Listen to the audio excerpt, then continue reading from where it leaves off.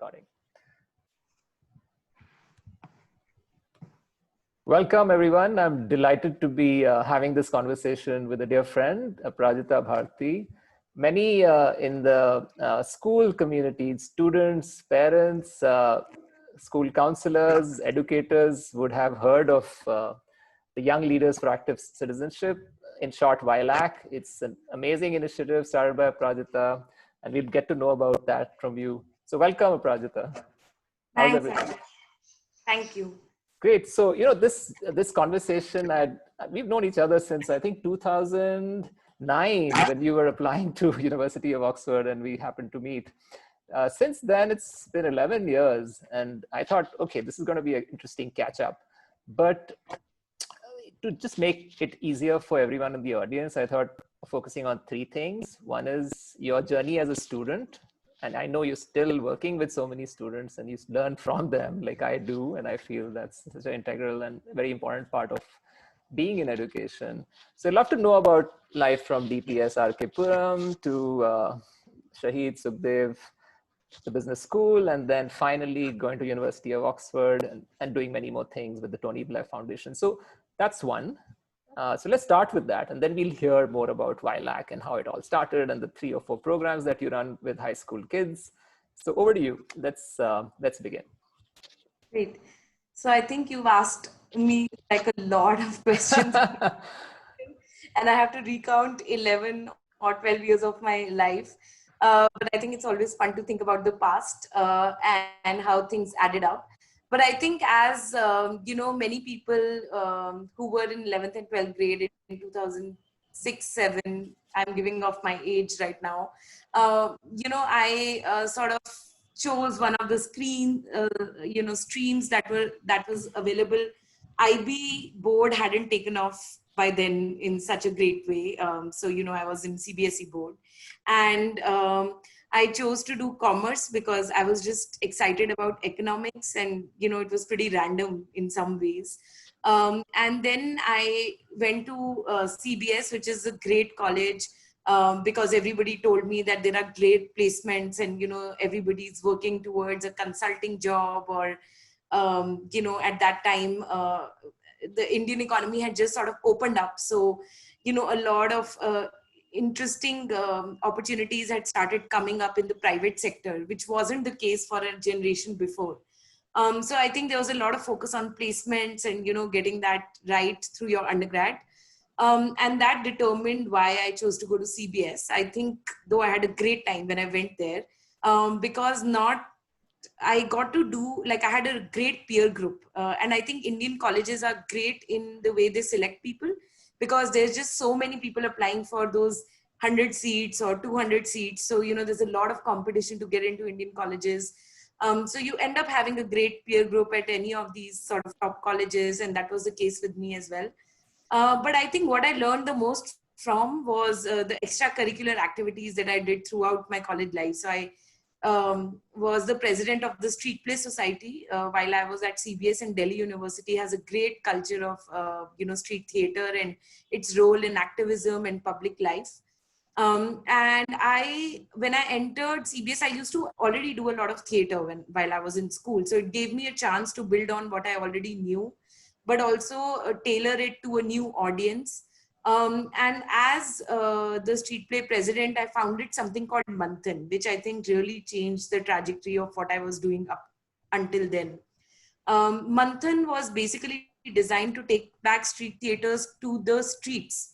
While I was in college, when I just entered in college, street theater had been reduced to something that only happens in campus, right? So we were just preaching to the converted, but we were not really reaching out to people who actually needed those messages. And I wanted to change that. So me and my team sort of got together. We founded something called Manthan, where we actually sort of got all the college teams together to actually perform in public spaces, in malls, in bastis, in public parks, in fairs, etc. And we took those messages back to the communities.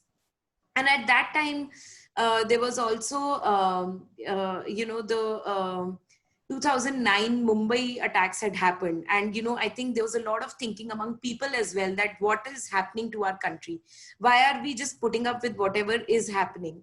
And that was the time that our play somehow just spoke about indifference, what is civic indifference? And I think from that moment on in 2009 to what I'm doing in YLAC, it's actually the same thing. We don't want people to be indifferent. And I had written that play did really well on the street theater circuit, but it also gave us a chance, and personally to me it gave me a lot of confidence that if you set out to do something different, if you set out to think a little beyond your immediate placement, if you want to create some sort of an impact, then it is possible. There are people who are ready to support you. And the fact that you can, make your own path. There is no one path that you need to follow, that you need to go to this college and do that. So it gave me a lot of confidence. After which I had another exciting experience. I went to Tata Jagriti Yatra. It was called Tata Jagriti Yatra because it was sponsored by Tata's then. It's called Jagriti Yatra now. But essentially it's a train journey which takes you 14,000 kilometers around the country for 15 days. You live on the train for those 15 days and you meet social entrepreneurs in every nook and corner of the country. You visit rural communities, etc. And there was so much to learn on that train. There were people from all across the country. That was the first time I was interacting with students outside of Delhi. And, I was shocked by what they perceive of Delhi as well. And I think that really sort of gave me the courage to just follow my own path, follow what I want to do. And by then I had already sort of, that idea of doing something in the impact space broadly had started firming up in my mind. When I passed out from CBS, I had 3 or 4 placement offers. So that was the goal had been achieved. But, I joined a consulting company, and within 2 months, I can say thankfully, the legislative assistant to member of parliament fellowship launched in India for the first time. It's called the LAMP fellowship now, and it's fairly well known. And when I saw that opportunity, I just applied for it. Thankfully, I got in. There were just 15 people in the first batch. And that completely changed the trajectory that I'd been following till then. And I was placed with Mr. N.K. Singh. He was a Rajya Sabha MP, ex-Revenue Secretary of India. It gave me a great opportunity to see how the Indian Parliament functions from a ringside view. How does politics actually happen? How does that interact with policy? And since then, I just decided to follow a path in policy. That's fantastic. And of course, just meeting you around that time, and then obviously you started comparing what you had learned in school and then figuring out next steps for your grad school options. But what prompted you to think of studying abroad, and why do you think that decision was right? And being at University of Oxford for a year, how did it change your perspective? Right. So I think because my undergrad, especially because my undergrad training was in business studies, and I chose to then form a career in public policy, I felt that I needed some formal training as well, even though I gained 2 years of work experience. So after doing the LAMP fellowship for a year, I started working. I was again selected for an international fellowship by the Tony Blair Faith Foundation. It's called the Tony Blair Governance Institute now. And they actually selected 30 people from all across the world to take interfaith action. And, that was a great experience for me to sort of meet people outside. And it was also the first time I got some sort of international experience, and I saw the value in that. And I thought that public policy by its very nature is so multidisciplinary, and the more you talk to people, the more perspectives you learn. And it's a very intellectually stimulating sort of, field as well. There are no clear, easy answers. And I thought that it would really help to study that abroad, because there's so much that countries learn from each other when it comes to governance. There is so much that, policy makers learn from each other when it comes to policy solutions to problems. And problems more or less are similar in different parts of the world, but the nature of the population, the kind of things that you can do, the institutional setup that you have is very different in different countries. And within a country also, there is so much diversity, especially in a country like India. So that's why I thought that it would be great for me to go abroad and get that international experience. Also, at that time, I must add that there weren't many public policy courses in India. It was a very new field. In India, it's still a very new field, but in the last 3-4 years, many new institutions have come up which offer a postgrad in public policy. But in 2012, there weren't many options. So I went to Oxford. Thankfully, I got selected by them. And I think it was a great experience because in a class of 40 people, Oxford is super selective about, the number of students they have. I think even now they've scaled it up only to 120 students in each batch of public policy. That is much lesser than many other public policy schools. So I think the peer group again was great. And for example, in my batch, there was only one Indian person, another Indian person. Sorry, will you be able to edit that out? Absolutely. You don't have to. It's okay. Everyone knows about the times we live in. Go ahead. No, actually, it was my Wi-Fi. That's why. Yeah, sure. Yeah, so I was saying, so what was I saying? Yeah, you were saying it's small batch. Yeah, it was a small batch and there was only another Indian person in that batch. In a batch of 40 people, there were 17 countries that were represented. So the diversity was great. And I think in terms of the faculty, we had faculty from, all over the world because Oxford also has this place among world leaders, right? There's so many world leaders who are alumni of the university and they like to keep engaging with the university, especially with the School on Public Policy, because although they may not be alumni of the same school because the school is fairly new, but they feel like they have some responsibility towards the School of Public Policy. So that was a great experience. I met so many, heads of states, etc., that I could have never imagined.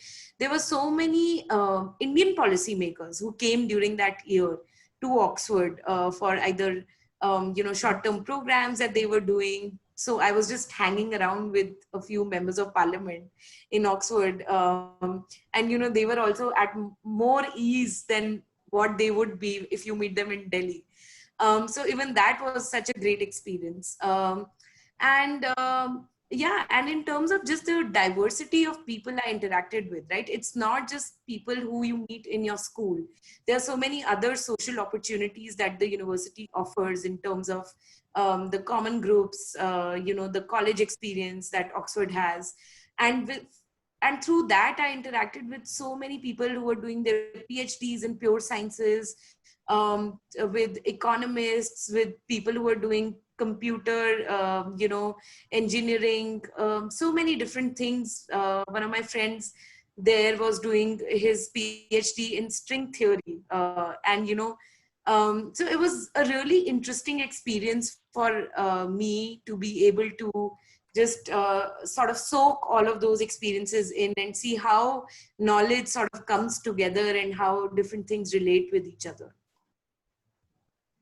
Great. So I think this has been a fascinating listening in for me as well, just recalling all the things that you've been doing.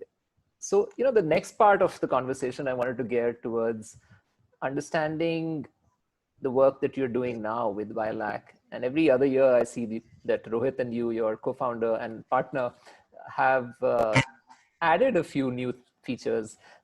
Can you talk about what you felt was missing in the overall supplementary education space in high school education?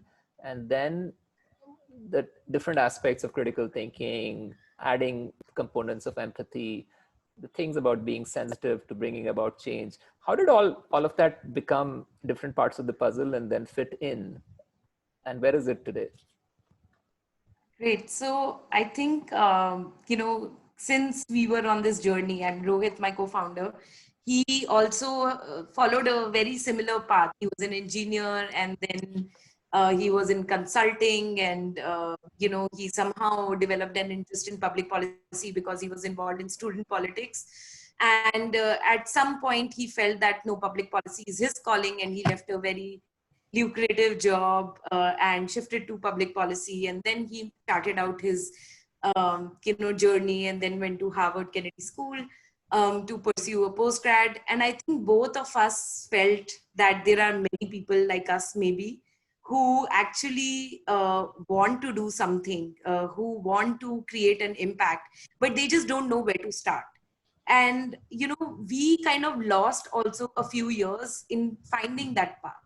But not everybody needs to go down that road, first figure out what they don't want to do, and then figure out what they want to do. There has to be a different path, which is much more accessible, which allows people to think for themselves where they want to be in their careers in terms of in the broader society, and what kind of impact do they want to create.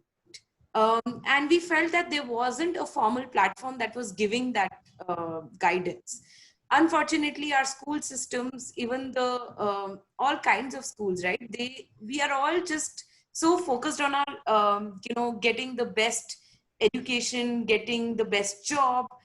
But what we are not really thinking is what is the purpose with which we are doing whatever we are doing. What should be our passion, and what is it that really drives us to do whatever we are doing.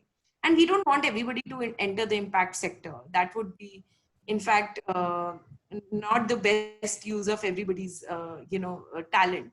But what we want is, no matter what you're doing, you are consciously doing it in a way that you realize where it fits in the larger context of society. And we always, for example, tell our students that even if you are a technologist, right? Even if you are an inventor, what you have to realize is that it operates in the larger context of society, right? For example, today's problems that are being faced by the biggest companies in the world, Facebook, Amazon, Google, they are not so much to do with tech development. They are more to do with how are they shaping society, right? So if you were to sort of become an entrepreneur, or if you were to become a banker, even if you were to become, I don't know, an artist, there is a social context in which everybody operates. And that's what we want our high school students to get exposed to while they are thinking about these decisions in 9th, 10th, 11th, 12th grade.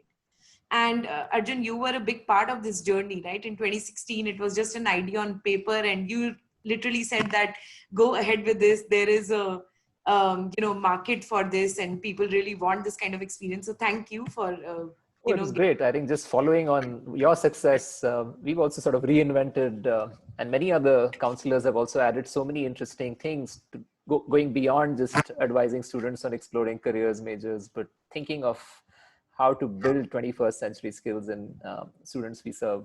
So fantastic. I think, the new thing that you started, which is the, young researchers for social impact. What is that, and how did that need become possibly something that students then sort of embraced, and what did they do with it? Right. So I think it was really interesting. So now we've had YLAC was set up in 2016. So we just completed 4 years, and we've interacted with many batches of students. And I think one thing that we've been hearing from students is they want to continuously engage with us to do different things and also delve deeper. So our High School Achievers program essentially is a program that helps you introspect about your social context and realize, what are the different actors in society, and how they sort of come together to create change and move the society further. So it's a deep immersion experience, but it's short in its duration. Then we have the Counter Speech Fellowship, which is more for people who are, thinking about how to become effective advocates for things that they really care about. And that is for people, mostly I've seen that, people who either really feel about things like mental health, body positivity, diversity. And these are things that teens usually really care about, right? These are very sort of immediate concerns to them. So they, how to use art to do advocacy, how to use visual storytelling to do advocacy. That's what the Counter Speech Fellowship does. And having done these two programs in the last 4 years, a lot of our students only came back to us and said that, oh, we want to explore some of the topics even more deeply. How do we do that? And we are aware that some of our students are applying abroad, and they also like to have some research experience before they sort of start doing their applications, etc. And we said that, okay, let's do something which gives them a real world research experience. How does actually policy research or social science research actually happens? And let's and our the I think the purpose of this program is to help them develop some sense of what research methodology usually looks like, have their basics cleared in basic concepts like causality, how do you what are the different biases that come in research, etc. And also, while they learn all these concepts, they are working on a research paper for a client organization. So we tie up with leading social sector organizations like Teach for India, Praja Foundation, Indian School of Democracy, Minds Foundation, Breakthrough, Nipman Foundation, who are doing brilliant work in different social sector areas, and they are the clients for them. And so what we did was we took the problem statement from these institutes and these organizations, and then we got our students to work on those problem statements and produce a policy brief or a research brief for these institutes to be used. And the process was actually, we are policy researchers, right? First, before founding YLAC. And we also have the Quantum Hub, which is our policy research and advocacy organization. So we actually try to replicate what we actually do in our, jobs to give that experience to students. They consulted a variety of stakeholders and experts who were doing groundwork on those areas. They also consulted a range of sources, and they also found it difficult how to reconcile all these different things that they were listing. And they had client presentations to all these partner organizations, and they got a lot of pushback on some of the things they were saying as well. So I think it was brilliantly, welcomed by, there were so many alumni who signed up for this program, but a lot of new students as well. And because of the pandemic, I think if it wasn't for the pandemic, maybe we would have thought of it in a different format. But now we think that this works very well in a virtual format. So we probably wouldn't need to take it to a real life format, because what this allowed us is to get students from all across the world, not just India. So there were people signing up from Dubai, Kuwait, Lagos, Vietnam. So that was really interesting. Fascinating. Actually, that was pretty much the segue into my next question as to how the world has changed, how your team has adapted, and what do you see in terms of the disruption and how it offers very interesting ways to collaborate with educators. So this conversation that we're having is a pre-recorded session for the college fair that we are launching, and there'll be over 700 students attending, many educators from different parts of the world, admissions officers from primarily two countries, US and India, and a few from EU countries. But it's really made us all think as educators to come together and understand that we are all for the students and figure out how to make education even more meaningful in times which are difficult. So how do you see this work, the disruption / opportunity / collaboration in education work for you? I think one of the things that I have been thinking, and a few educators have also told me, is that I think with the pandemic, there is probably, and I'm hoping there is more probably appreciation of the liberal arts, because pandemic is a medical problem. It's a scientific problem. There is a virus that we probably need to deal with in a scientific manner. But the fallout of the pandemic is a social problem, right? And all of it sort of, and I think everybody, whoever hadn't been thinking very actively about this, and I saw this article which went pretty viral. I don't know if you've got it, but I'll send it to you if you haven't. He said that, this person who had written that article, he said that I'm an epidemiologist. And I now realize that how much social science needs to contribute for this even vaccine to be sort of successful, how it will be distributed, how it will be, what will be the social structure that emerges out of the pandemic. So I think in general, I think the world at large, the two main things that have happened is that I think everybody realizes that all of this, all of the knowledge that we have as human race is interconnected. And in times of an emergency like the pandemic, all of it needs to come together for us to be able to survive and thrive through it. That's one. I think the second thing probably that has happened is just this, I think in terms of adoption of tech, we would have probably taken another decade or so to reach where we have reached now in the last 6 months. And I am sure, Arjun, you must have also thought about earlier when we used to propose virtual sessions, then it wasn't that the technology wasn't there. Technology has been around since a while now, but there would be pushback. There wouldn't just be any satisfaction of doing it online. And I think we've just gotten over that in this pandemic, because obviously there was no other choice. And I think that generally for educators, some of these things, although I do think that in terms of school, like I've heard from my students,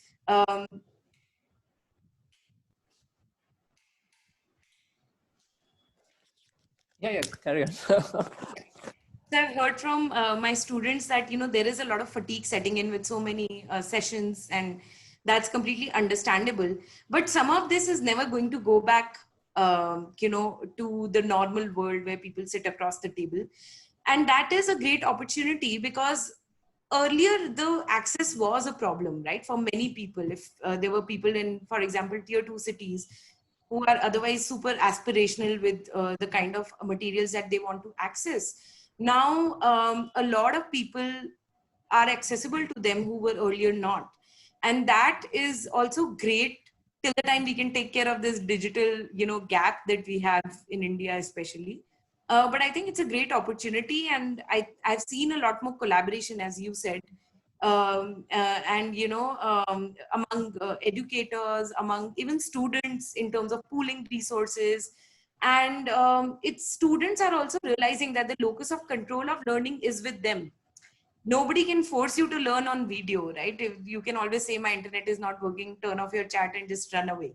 But ultimately, maybe it will lead to this change where students don't feel forced, but because they can access whatever they want to, they actually access the things that they really want to, and it leads to a better relationship of give and take between students and teachers. It was fantastic to hear these thoughts, and so much resonates with not just the work we all do, but also surely your insights about how students have adapted is also very unique, and I'd love to have more chats. So welcome to the College Fair, Aparajita. It'll be delightful to see you there. We also have a counselor networking meeting, a time slot where counselors can meet educators. And so feel free, I'll send you more information, let your students know. Looking forward to seeing you there. Great. Thank you so much, and good luck, and hope everybody has a lot of fun while they're learning.